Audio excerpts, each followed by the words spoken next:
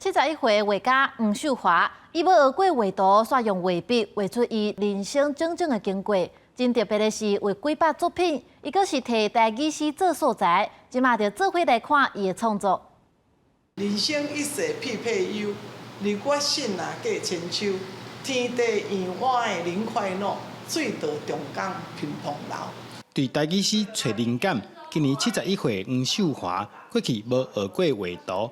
家己用画笔画出生活中的故事，希望用创作来甲大家讲，爱珍惜身躯边的一切。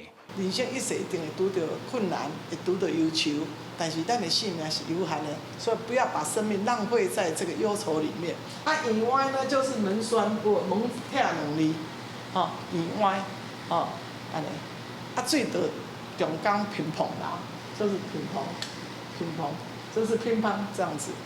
除了用台语诗创作，伊阁用过去去芬兰旅游的经验，看到当地少数民族的纹理、东巴文来做画图的题材。感觉每一幅画是不一样的画，可是放在一个展间里面，看起来又是属于一系列的画展。